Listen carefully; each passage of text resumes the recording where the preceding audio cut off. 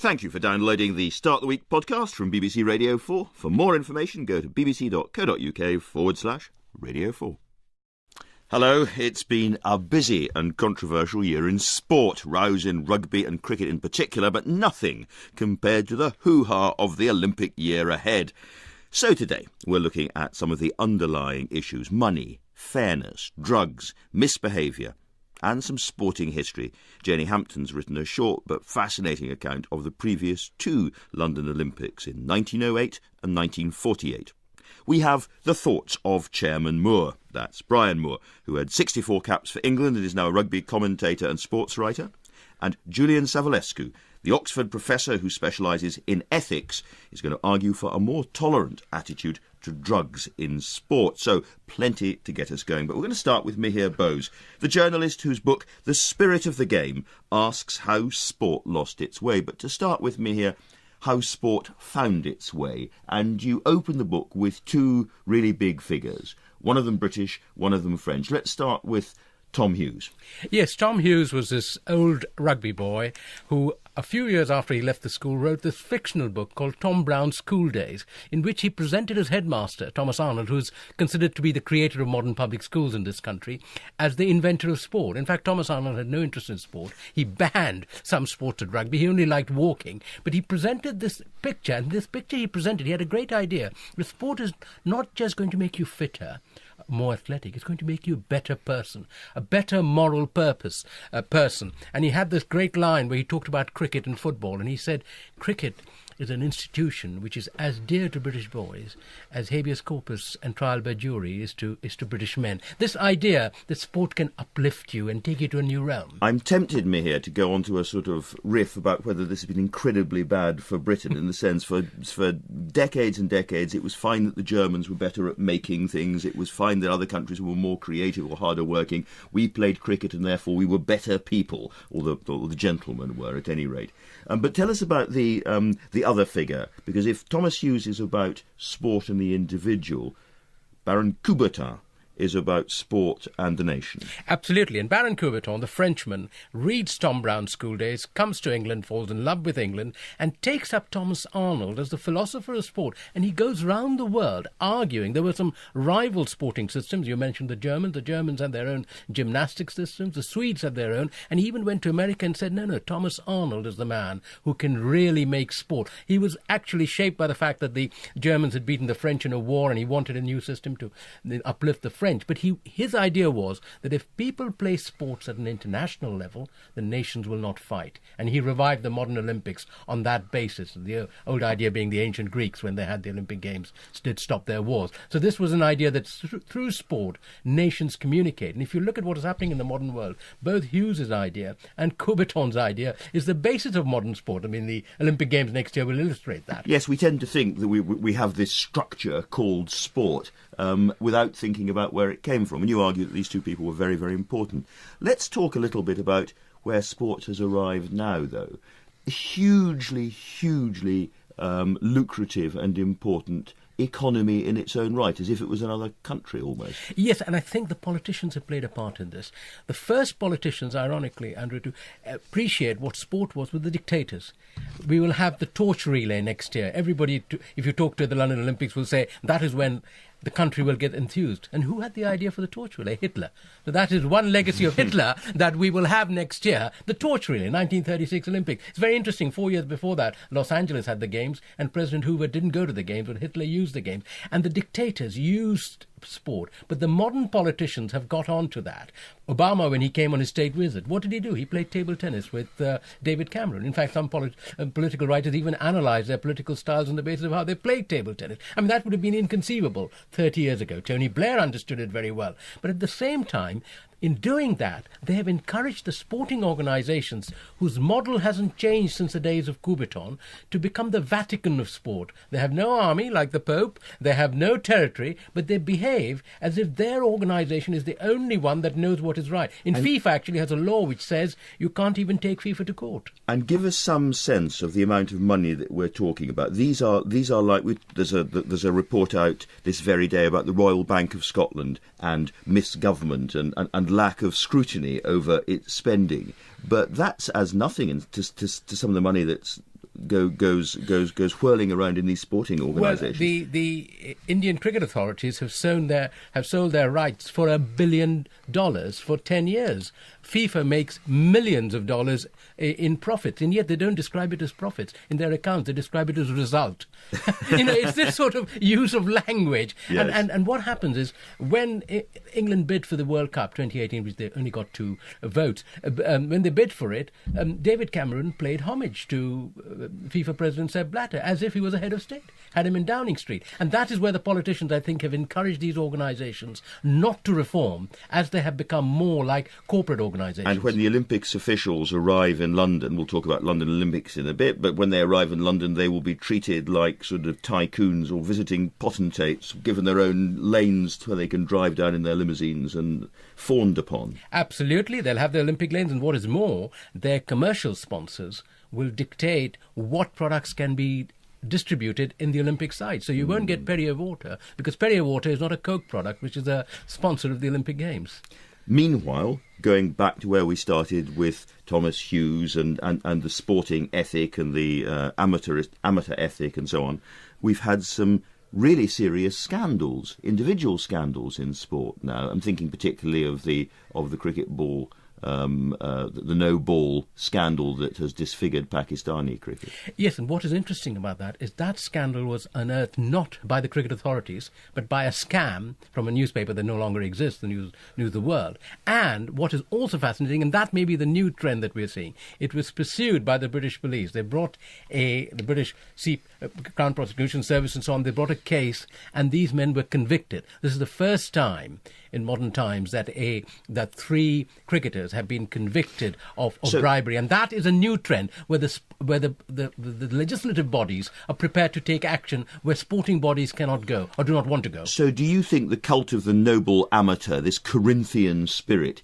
is simply utterly naive in a modern world where so much money can be made and so many people are desperate to make it and can make it in international sporting events? I don't think the idea is naive. I think sport can still uplift people. Sport can still unite people in a way that nothing else can. I mean, you don't have to know Portuguese to appreciate that Pelé was a great footballer, whereas in music you'd have to understand various cultures and systems and so on. But what needs to be done is sporting organisations need to get away from this rather Victorian idea of saying we are the family. We'll hear a lot during the Olympic Games of the Olympic family, and it's all for all and it's all community. They need to appreciate what the Americans have done in their sporting models, that we run sporting organizations that make money, we search for markets, we search for products, and they also run a sporting socialism where all money is distributed equally. We need much more, if you like, transparency. And you see, there you are sounding like a financial journalist. I was going to ask Brian Moore. We seem to live in a culture where we have long periods of complacency in different institutions, and then there's an enormous scandal and a row. It happened to Parliament with the MPs, and it's happening to the press now, and it happens periodically to sport. Well, that's one of the problems is that when you get very large institutions who aren't continually put under the administrative microscope, people get away with things and things become lax, and what becomes tolerated is pushed and pushed to a point at which it does become scandalous, and then you get some sort of entrenchment. The difficulty and I don't know where this will happen, may be able to tell me, FIFA have managed to remove government control by their no politics in sport, which was meant to stop Kim Jong-il picking the North Korean football team and then shooting them all when they do very well, not to stop Kenyan government probes into rampant corruption in their FA, which was infecting the government, but that stopped.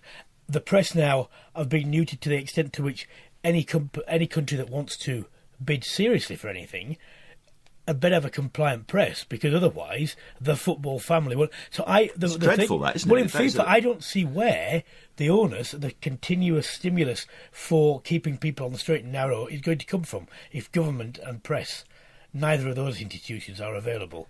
Because you can't trust the administrators themselves. These are now unaccountable as well as very powerful virtually, institutions. Yes. Yeah. Virtually. And there's such a lot of money, because for the last time, the first time, the last World Cup, the FIFA, they branded themselves as an actual brand themselves, the governing body, which is astonishing. I'd like to bring Janie Hampton in here because we'll talk about the early London Olympics in a minute, Janie, but do you agree that it is simply the quantity of money and the sort of nationalism behind that is wrecking things now?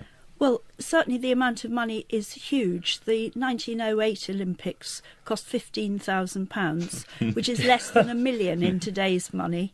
And in 1948, it was the equivalent of 20 million now, and they actually made a profit. But one of the things that Mihir talked about, Baron de Coubertin setting the scene of sport nowadays, that you haven't mentioned was that the original, the 19th century sportsmen, and they were usually men, had to be an all-rounder. And not just in lots of different sports, but they had to be good at poetry, at sculpture, at painting. Coubertin believed in the whole man. Yes. Well, you can't really see that happening now. Well, you may have scored a fantastic goal, but how are your iambic pentameters? I'm sure Wayne Rooney's a poet. I'm sure I read some of the stuff. Do you want to come in, Julian, and just talk a little bit about some of the scandals that I was mentioning earlier on? Because one of the things that's happened alongside the money and alongside lots of interest and misbehaviour, things that go in the locker room or nightclubs or whatever, is almost impossibly difficult issues about drug taking and doping as well. Yeah, I think one of the downsides of this commercialisation or capitalisation of sport is because of the enormous economic benefits. There's an almost irresistible pressure to take anything that will lead you to win. Michael Carsten did a survey a number of years ago of Olympic-level athletes, and he found that 50% of them would take performance-enhancing drugs that would guarantee them to win if they weren't going to be caught. But interestingly, 90% of them would take it if it would guarantee that they win, but 50% would still take the drug if it was lethal and kill them in 5 years. That shows you the pressure of athletes to take drugs. We only see the tip of the iceberg in terms of our detection because the substances that are used today mimic natural biological process. For example, growth hormone virtually can't be detected. Blood doping virtually can't be detected. We're only seeing the tip of the iceberg. Yeah, we'll come on to that in more detail later on, but Mihir, that reminds us we've got these huge, wealthy, unaccountable sporting organisations, but they then in turn put almost intolerable pressure on, generally speaking, young and inexperienced people coming into the sports. Yes, and what happens with these young, inexperienced people is they attract people around them who exploit them. And, for instance, the Olympics make much of the fact that every winner only gets a gold medal, but they know that the moment they get a gold medal, they're on to becoming a millionaire. There's no doubt about that. So there's a bit of pretense played here. And what worries me is if you see the people surrounding these athletes, they are really sharp-shooted money men, who know how to exploit the athletes, not so much the athlete. And these organizations, despite all their high moral values and behaving like the Vatican of sport, they don't impose any controls. It's not sufficient control. And you talked about unaccountability, and this unaccountability has been encouraged by governments who have been reluctant to come into sport and say, you've got to have proper laws. I mean, the government, after all, went into the city and reformed the city and said you can't have insider trading and all that sort of thing. They haven't done that in sport. Well, government reluctance and lack of enthusiasm is also part of the story of the earlier two London Olympics. Janie Hampton, you've written a booklet, really, I suppose we'd call it, about the London Olympics of 1908 and 1948. And although the first of these is not much more than a century away now, it strikes me reading this and looking at the pictures that this is as far away from the world of modern sport as, you could be describing early medieval times in Peru or something, as far as I'm concerned. It's a completely different world. Talk us through, first of all, the 1908 Olympics weren't going to happen in London originally, but then a volcano intervenes. They were planned for Rome, and then in 1906 Mount Vesuvius erupted, and the Romans said, we can't possibly afford to put on an Olympic Games, so it was handed to London. So they only had 2 years to prepare, but luckily they were just started building White City in Shepherd's Bush. So they were persuaded to add on an Olympic stadium, which they built in only 10 months. And they had a wonderful opening ceremony where they all marched around to the Guards Band in a howling gale. Tickets cost a whole guinea each, so not many people turned up for the first few days. Yes. And this was notable also, we're talking about professionalism and amateurism, but a really long and bitter row between Britain and the United States. Yes, things weren't going terribly well between Britain and the United States anyway, but they got worse once the American Olympic team turned up and discovered that the British had set all the rules.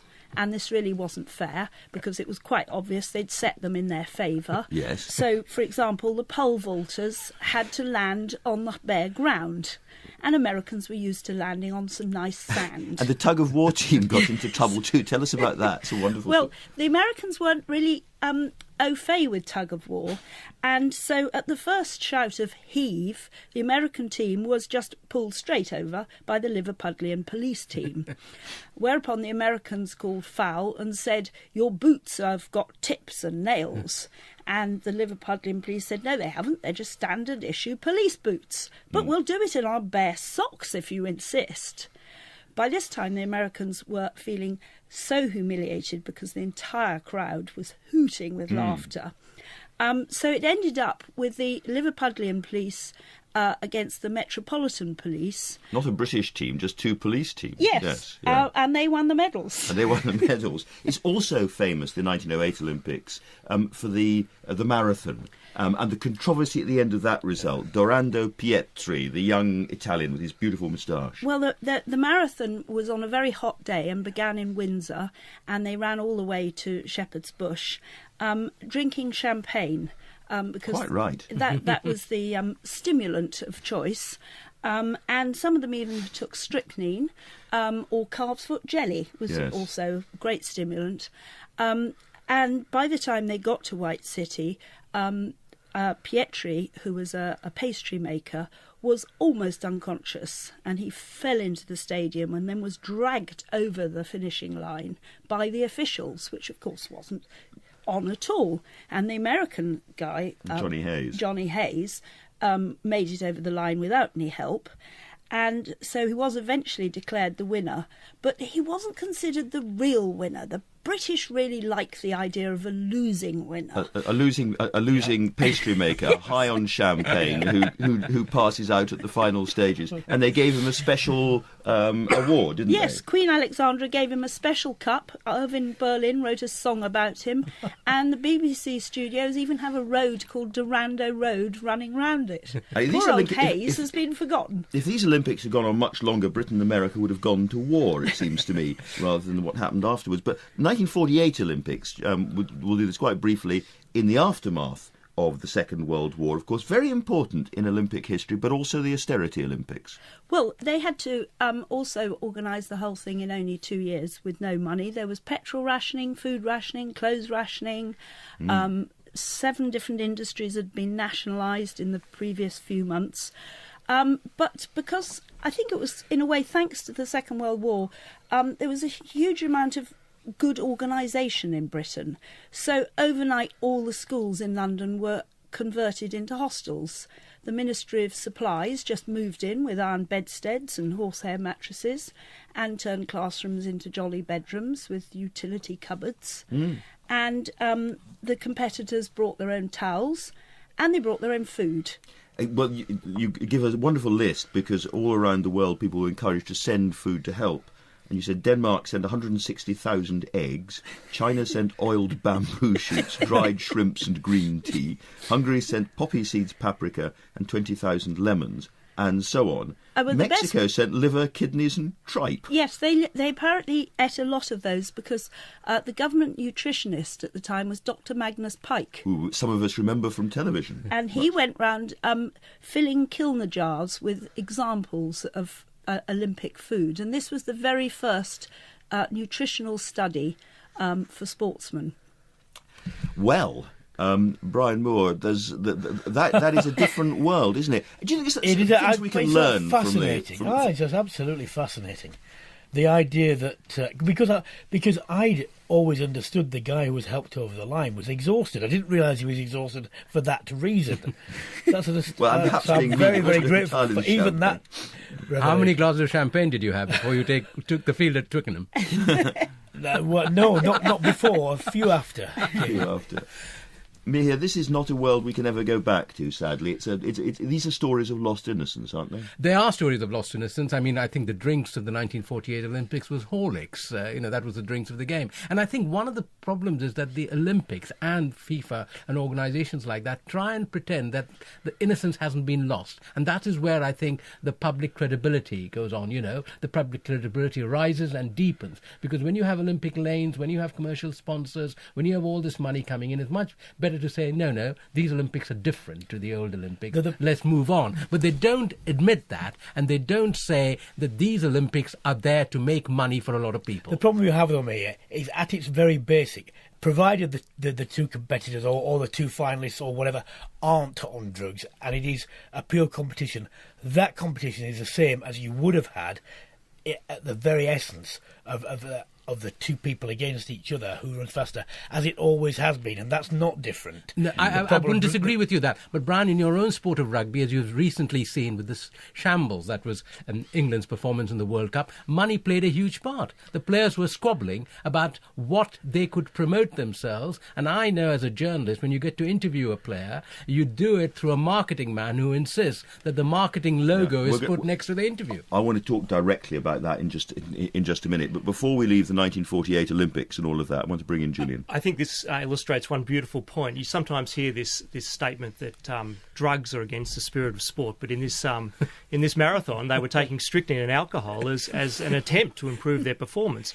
And somebody once asked Fausto Coppi, the famous Italian cyclist who won the Tour de France, how often do you take La Bomba, which was amphetamines? And he said, only when absolutely necessary.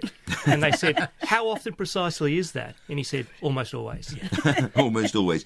And for those who think there was no commercialism involved in the 1948 Olympics, I should also say that every single person taking part got a pair of Cooper's Y-fronts, free at the end. No, only the men. Only the men. What did the women get, I wonder? They had to buy their own socks with their clothing coupons.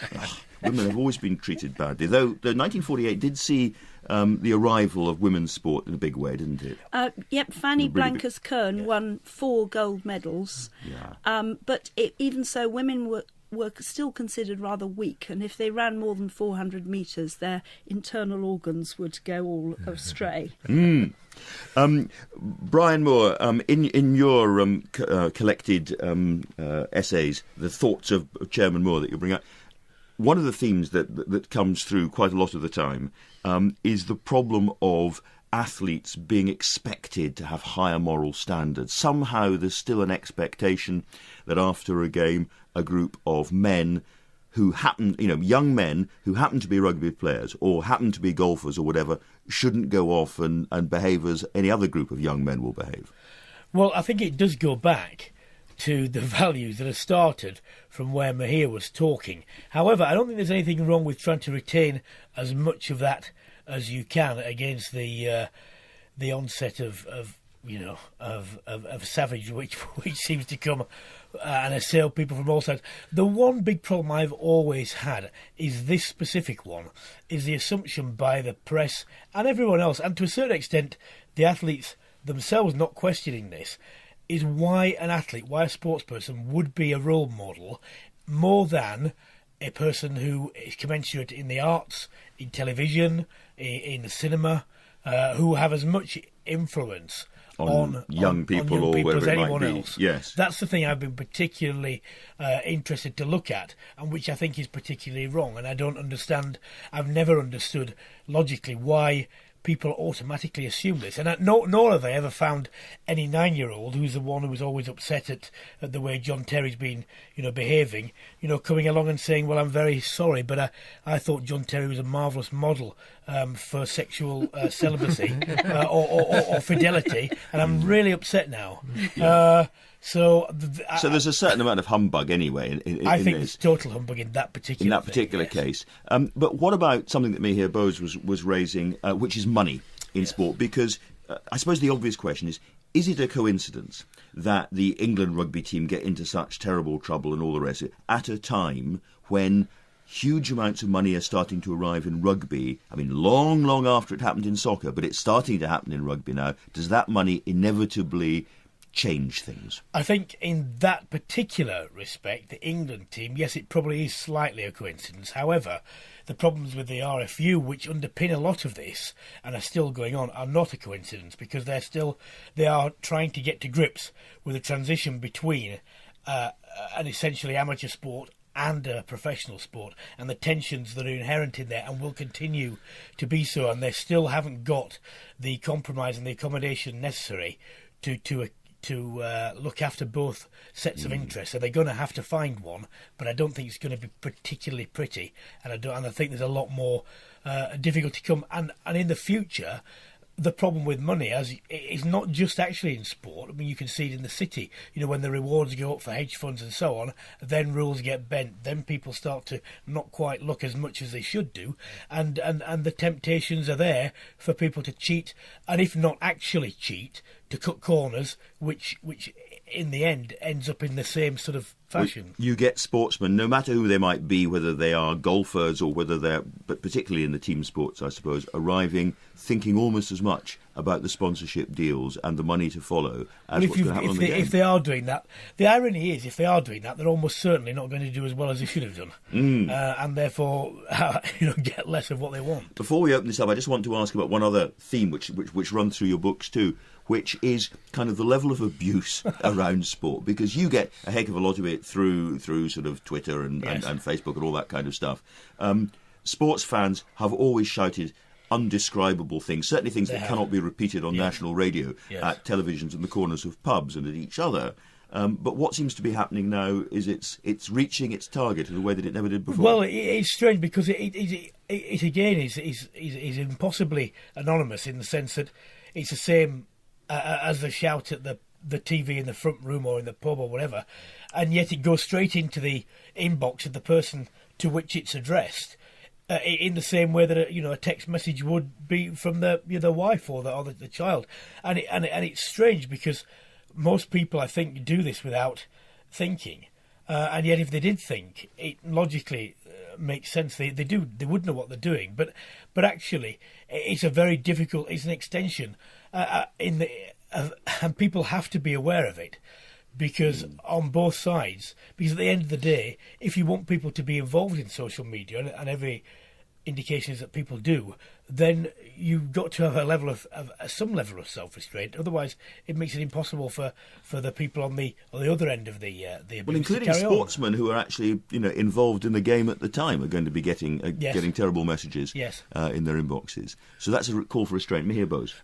I think this is further developed because the sporting fan has got alienated from his own club. I mean, I've heard stories that 30, 40 years ago, I must confess for my sins, I'm a Tottenham fan, a Tottenham and Arsenal fan would go and sit together. Now, that is impossible now to imagine. And they would have season tickets of both Arsenal and Tottenham. And as the fans the clubs have moved away from the fans and got more commercialised, their only loyalty is to have this sort of sense of tribalism. This sense of tribalism has increased. And that, I think, has increased the sense of abuse of anybody who they feel is defaming their club or their players and things like that.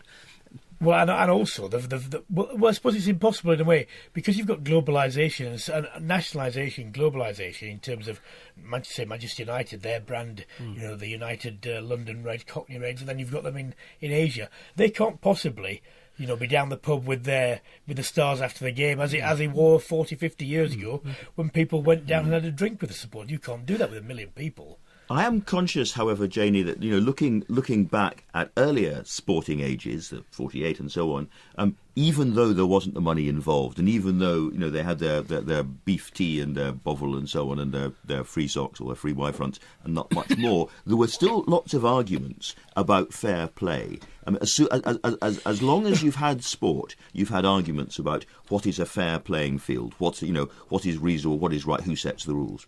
Oh, yes, that's always gone on, and people saying, but he cheated because he ran round the corner too quickly. But I was interested in Brian saying that sports people are treated differently from anybody else. On Saturday night, Mario Balotelli was spotted coming out of a restaurant after midnight, which apparently is a terrible sin. Now, you don't expect a chartered accountant or a butcher to have rules for what they do at weekends or whether they're out after midnight. presumably Balotelli's a grown up. And let's not go too far. Cannot sports people be given some responsibility for their own lives?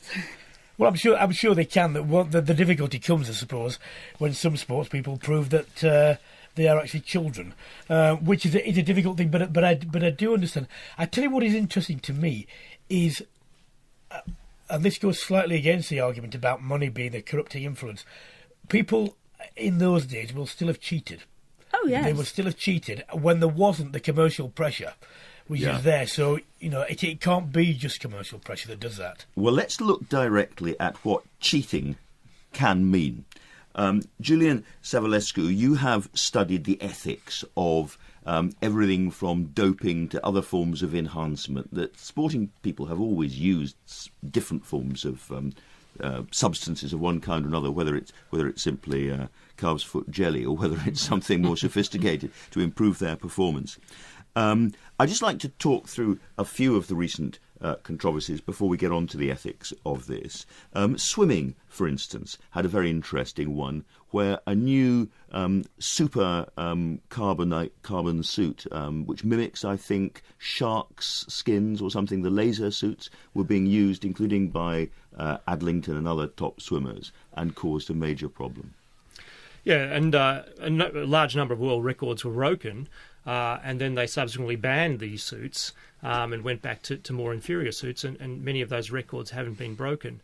And it was pretty clear that people wearing those suits, swim for swim, were going faster. They were going faster, but it was, in that sense, a level playing field that everyone wearing them was competing with the same advantage, just as the previous suits had given those swimmers an advantage over people without suits. So you saw a crazy situation that there was an arbitrary rule that some improvement in the suit somehow now constituted cheating or an unfair advantage.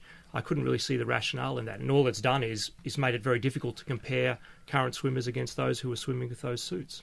And we're familiar with the notion that long-distance runners, in particular, runners generally, I suppose, from the higher parts of East Africa, have an advantage because they've got larger lungs, but now people are using high-altitude tents all the time to give them a similar sort of advantage.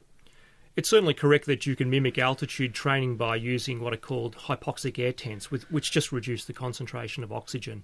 And you can sleep in these. Footballers have used these, and indeed many professional sportsmen, whenever endurance is necessary, can use it. They cost about $10,000, so they're expensive. But they mimic the same effects as EPO, the hormone that increases the red blood cell count. They mimic the effects of blood doping, getting your own blood back, and of altitude training, but they're legal. So you would argue that it's a sort of bizarre situation that you're allowed to buy a very expensive tent and spend every night in it, and that's legal, but you're not allowed to pop pills which have exactly the same effect. EPO costs $100 per month. Hypoxic air tent costs $10,000. You can push your red blood cell level from 47 to 49.5% by doing either of those things, but one is legal and the other's illegal. I don't see the rationale for it. Perhaps the strangest of all is the arguments over disabled athletes, particularly runners, using those extraordinary sort of, I don't know what you'd call them, but kind of bouncing feet. Blades. Blades, they're called. And we assume that a disabled athlete is competing at a disadvantage, but there are some blades where people would argue it's actually an advantage. It's an enhancement. Well, this is an area where I do think you need to have a prohibition.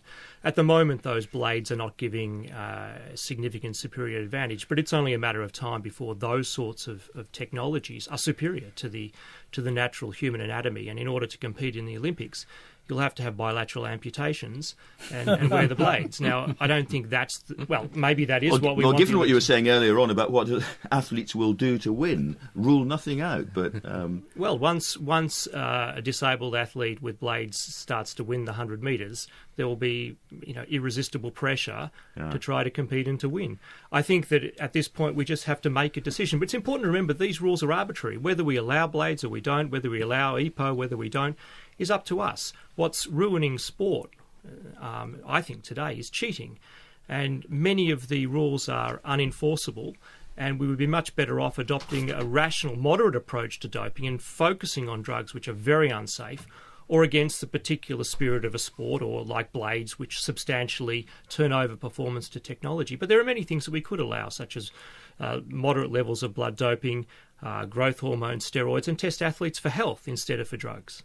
So how would you draw those lines? Because presumably every sport would have different rules. You're saying that the crucial thing is that it should be open, that they would say, we think these particular drugs are safe and reasonable and we can't stop people taking them, so we're not going to try. However, we should do it on a sport-by-sport basis. For example, if you took drugs which remove fear in boxing, I think that would be against the spirit of boxing. If you gave snooker players or archers beta blockers to reduce anxiety and tremor, that might be against the spirit of those sports. But you need is to there look anything different from that, between that and you were saying perhaps we should allow muscle enhancement drugs? What's the difference? Well, muscle enhancement drugs have been a part of sport ever since the Greeks. That people have been trying to do this. And in fact, what you require to get the advantages from, say, anabolic steroids is enormous training as well. If I take anabolic steroids, it won't make any difference to me unless I do a lot of training. So it enhances the effect of training and recovery from injury. Ben Johnson, who was famously excluded after found doping in the Seoul Olympics, said, in order to run the speeds that we're expected to run today, you have to recover from injuries. And to do that, you need anabolic steroids. We go back instinctively to an ideal which says everybody competes on a level playing field, anybody could win if they tried hard enough, and we know that's not true. We know that people have very, very different genetic, geographical, upbringing, wealth related issues which make them more or less able to compete. Are you saying that the next phase of this is just to accept that, given our levels of technology, drugs are going to come in and be part of the always unlevel playing field? They already are a part of the playing field. It's just that some people get away with it and others don't. We had this problem with caffeine. It used to be on the banned list. Athletes had their medals taken off them for taking caffeine. It's now on the permitted list. And we don't have the problem of trying to work out whether athletes are taking caffeine. We could allow people to dope up to 50% of their own blood hematocrit. And this would have no adverse health effects. It would mean we could immediately eliminate all blood doping testing with a simple, easily reliable and cheap test. So we could do a lot by saying that just because something enhances performance, that itself is not a reason to ban it. Mihir Bose. I think to understand what's happening with drugs in sport, we've got to understand, particularly the IOC, is coming from a very guilty position. For 20 years, it pretended that there was no drug taking. And the East Germans and the Soviet bloc used drug taking on an industrial scale. So much so that many of those records will never be broken. Most people admit that. You go to a track and field meet and you see a record created by the East Germans, which will never be broken because they were created by drugs. So they went in very fast. And the other thing that has not happened in sport, and we need to break that, is the omerta, this vow of silence. Not even Ben Johnson admitted publicly that he had taken drugs. Nobody who's found to be a drug cheat, whether it's a proper drug cheat or not, depending on what Julian is saying, ever comes up and says, yes, I took drugs to win. And unless that happens, we really can't improve. The problem of this is that sportsmen and women are idolised as the sort of paragons of virtue. The fact is that they're human beings. They take drugs like everyone else. And in every other area of life, harm reduction strategies are much better at dealing with recreational drugs or prostitution and drugs in sport. Brian Moore, do people take drugs in the world of rugby, or is that not yet? I'm sure some do. I think it is less prevalent than some other sports because it's more easily you can easily see the effects of it, and I don't think it's as bad. But they've got to be vigilant like everyone else. The difficulty I have with the complete hands-off approach to allowing people to take drugs is you are virtually saying then that it isn't a free choice. It isn't as simple as that, because to get to the top, to win, you're going to have to take them. So you're going to put, that's a fair point. You put pressure it's not on a people. free choice to participate in the Olympics without doing training. It's not a free choice to play rugby union without risking breaking your neck and becoming a quadriplegic. If you want to succeed in professional sport, you have to take on a lot of risks. What I'm arguing is that we should allow those drugs whose risks are the same as or smaller than the inherent risks of sport. I said once I'd prefer my child to be taking growth hormone than to play rugby union, because I don't know any ventilator-dependent quadriplegics who have been caused by taking growth hormone. No, you might know a few more if they were taking growth hormone and playing rugby union. Yeah, that's true. Final word from Probably Janie. are. How about a completely level playing field, such as in 1948, where Olympians trained on 2,000 calories a day and only had an hour a day to train before they went to work? I wouldn't like to be the person knocking on the training room door and announcing these new rules, Janie, I have to 2,000 say. calories. Yep, that was what every adult was allowed in Britain. That's what Brian Moore had for 2,600. breakfast. There wouldn't be many obese people, would there, No, if that was the case? No. They weren't. Many smaller athletes. Well, we've now run out of time, but that was fascinating. Thank you to all my guests today. Brian Moore's More Thoughts of Chairman Moore and Janie Hampton's London Olympics 1908 and 1948 are both available, as they say, in all good bookshops now. Mihir Bose's The Spirit of the Game, How Sport Made the Modern World is out in January, and Julian Savulescu's Unfit for the Future, The Need for Moral Enhancement, is going to be published, I think, Julian, next summer. That's right. Next week, Scrooge, Tinsel, Ghost Stories and St Constantine, who in my view was a very naughty saint indeed. We're going to be celebrating Christmas with Claire Tomlin, Giles Fraser and Susan Hill. But for now, thank you and goodbye. Thank you for listening to this Radio 4 podcast. If you've enjoyed it, you might like to try others like it, such as In Our Time or Thinking Aloud, both of which are also available from the Radio 4 website. Lost its way, but to start with, Mihir, how sport found its way, and you open the book with two really big figures, one of them British, one of them French. Let's start with Tom Hughes. Yes, Tom Hughes was this old rugby boy who, a few years after he left the school, wrote this fictional book called Tom Brown's School Days, in which he presented his headmaster, Thomas Arnold, who's considered to be the creator of modern public schools in this country, as the inventor of sport. In fact, Thomas Arnold had no interest in sport. He banned some sports at rugby. He only liked walking. But he presented this picture, and this picture he presented, he had a great idea. The sport is not just going to make you fitter, more athletic, it's going to make you a better person, a better moral person. And he had this great line where he talked about cricket and football, and he said, cricket is an institution which is as dear to British boys as habeas corpus and trial by jury is to British men. This idea that sport can uplift you and take you to a new realm. I'm tempted, Mihir, to go on to a... Have next year the torch relay, 1936 Olympics. It's very interesting. 4 years before that, Los Angeles had the games, and President Hoover didn't go to the games, but Hitler used the games. And the dictators used sport, but the modern politicians have got on to that. Obama, when he came on his state visit, what did he do? He played table tennis with David Cameron. In fact, some political writers even analysed their political styles on the basis of how they played table tennis. I mean, that would have been inconceivable 30 years ago. Tony Blair understood it very well. But at the same time, in doing that, they have encouraged the sporting organisations, whose model hasn't changed since the days of Coubertin, to become the Vatican of sport. They have no army like the Pope, they have no territory, but they behave as if their organisation is the only one that knows what is right. FIFA actually has a law which says you can't even take FIFA to court. And give us some sense of the amount of money that we're talking about. These are like there's a report out this very day about the Royal Bank of Scotland and misgovernment and lack of scrutiny, sort of riff about whether this has been incredibly bad for Britain in the sense for decades and decades it was fine that the Germans were better at making things, it was fine that other countries were more creative or harder working, we played cricket and therefore we were better people, or the gentlemen were at any rate.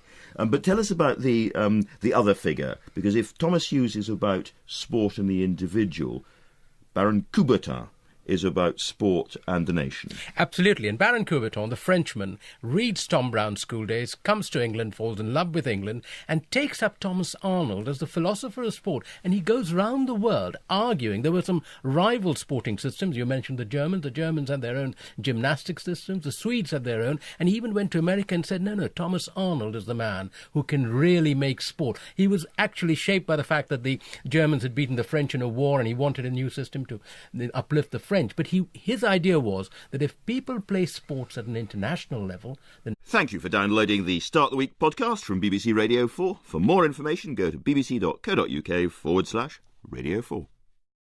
Hello, it's been a busy and controversial year in sport, rows in rugby and cricket in particular, but nothing compared to the hoo-ha of the Olympic year ahead.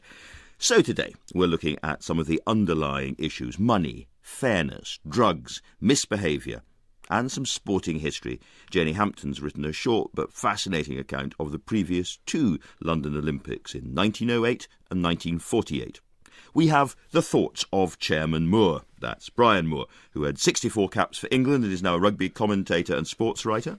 And Julian Savulescu, the Oxford professor who specialises in ethics, is going to argue for a more tolerant attitude to drugs in sport. So plenty to get us going. But we're going to start with Mihir Bose, the journalist whose book, The Spirit of the Game, asks how sport lost. Nations will not fight. And he revived the modern Olympics on that basis. The old idea being the ancient Greeks, when they had the Olympic Games, did stop their wars. So this was an idea that through sport, nations communicate. And if you look at what is happening in the modern world, both Hughes's idea and Coubertin's idea is the basis of modern sport. I mean, the Olympic Games next year will illustrate that. Yes, we tend to think that we have this structure called sport without thinking about where it came from. And you argue that these two people were very, very important. Let's talk a little bit about where sport has arrived now, though. Hugely lucrative and important economy in its own right, as if it was another country almost. Yes, and I think the politicians have played a part in this. The first politicians, ironically, Andrew, to appreciate what sport was were the dictators. We will have the torch relay next year. Everybody, if you talk to the London Olympics, will say that is when the country will get enthused. And who had the idea for the torch relay? Hitler. So that is one legacy of Hitler that we will